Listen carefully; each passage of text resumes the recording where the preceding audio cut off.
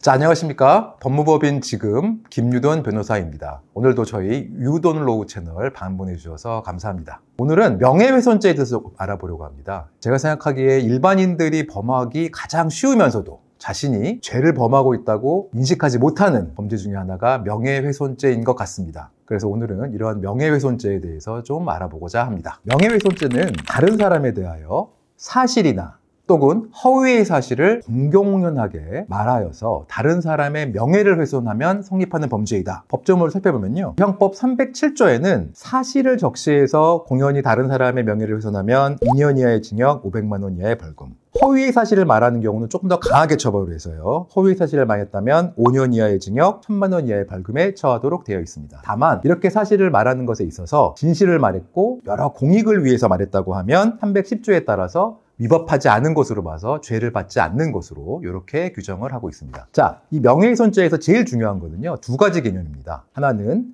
사실을 말한다는 점이고요, 두 번째는 공공연하게 말해야 된다는 것입니다. 이 사실을 말한다고 하면은요, 진실한 사실, 허위의 사실을 다 가리지 않고 명예를 훼손할 수 있는 발언이면 처벌하도록 되어 있는데요. 이런 거예요. 내가 친구가 있어요. 그래갖고 A라는 친구에 대해서 B라는 친구한테 이렇게 말합니다. B한테, 야 친구야, A라는 친구가 알고 봤더니 전과자래. 음주 전과가 3회나 있대. 이렇게 말했다고 가정을 해보면요, 요거는 명예훼손죄가 성립을 할까요, 안 할까요? 살펴볼까요? 첫째, 전과가 있다는 사실은 사실에 관한 겁니다. 그래서 이것이 진실한 사실이든 진실하지 않은 사실이든 사실을 말한 거기 때문에 이거는 명예훼손의 문제가 될 수 있고요, 전과가 있다는 사실은 다른 사람의 명예를 훼손할 수 있는 발언이기 때문에 바로 명예훼손죄가 성립할 수 있는 겁니다. 다만 이것을 공공연하게 말해야 되기 때문에 여러 사람 앞에서 말한 게 아니라 한 사람, 한 친구한테 그걸 말했는데 과연 이게 처벌될 수 있는가라는 문제가 났는데요, 우리 대법원은 어떻게 보냐면요, 이 공공연하다라는 거를 이렇게 해석을 합니다. 한 사람한테 말한다고 하더라도 그 사람이 이 내용을 다른 친구들한테 전파할 가능성이 있으면 명예훼손에 해당할 수 있다, 이렇게 보고 있습니다. 그렇기 때문에 우리 판례는 공연성이 있다고 봅니다. 그래서 이렇게 친구의 뒷담화를 한 친구한테 해도 명예훼손죄가 성립할 수 있습니다.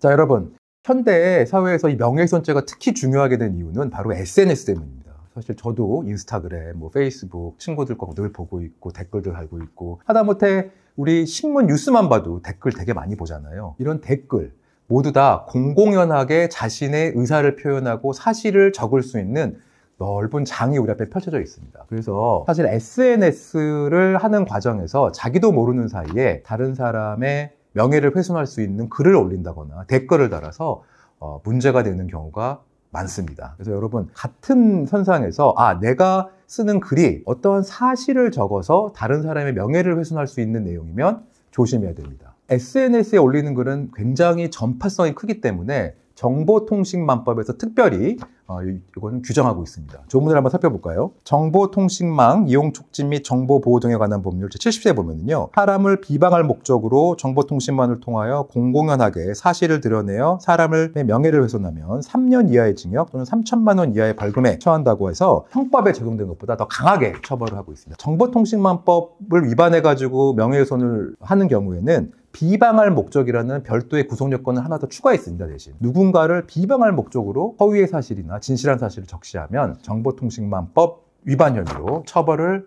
받을 수 있습니다. 얼마 전에 여러분 이 사건 아시나요? 타블로에 대해서 본인은 스탠포드 대학을 나온 타블로에 대해서 대학을 나온 사실이 없다, 타블로의 그런 학력은 거짓이다 라는 글을 어떤 게시판이나 SNS 통해서 지속적으로 쓴 3명에 대해서 실형을 선고한 판례가 있습니다. 그래서 이들은 사실이 아닌 걸 알면서도 그냥 타블로가 싫어서 미워서 비방할 목적을 가지고 이런 행동을 했다는 것이 인정돼가지고요, 실형을 받은 사건도 있었습니다. 반면에 여러분 그 블로그에 보면 어느 식당을 갔다 오거나 쇼핑을 하거나 어떤 서비스를 이용한 다음에 후기를 많이 쓰시잖아요. 그럼 여러분 그 후기 글은 어떨까요? 이런 건 다양한 판례가 있긴 하지만 일반적으로 그 서비스를 비방의 목적을 가지고 어떤 블로그에 막 비방의 목적으로 글을 쓰지 않고 정말 소비자들한테 자신이 겪어한 사항을 알려서 서비스를 개선시킨다거나 아니면 다른 사람한테 알리기 위해서 비방의 목적 없이 쓴 블로그 후기글 같은 경우는 명예훼손죄에 해당하지 않을 가능성이 큽니다. 실제로 판례에서 산후조리원을 이용한 다음에 아마 본인이 그 산후조리원 서비스 상태가 마음에 안 들었나 보죠. 글을 남긴 거예요. 다만 그런 글을 쓸 때는 좀 아무래도 감정이 드러나잖아요. 그래서 조금 그 서비스를 비방하는 듯한 표현을 쓰긴 했습니다만 종합적으로 봐서 이거는 소비자가 자신의 권리를 지키기 위해서 또는 알리기 위해서 쓴 글이라고 봐서 이거는 비방의 목적이 없다. 그래서 죄가 되지 않는다라고 한 판례도 있습니다. 자, 지금까지 명예훼손죄에 대해서 알아봤는데요. 우리가 이렇게 글을 쓰거나 말을 하거나 할 때 오늘 본 영상을 조금 떠올리시면서 조심하시면 좋을 것 같습니다. 자, 지금까지 유돈로그 채널의 김유돈 변호사였습니다. 감사합니다.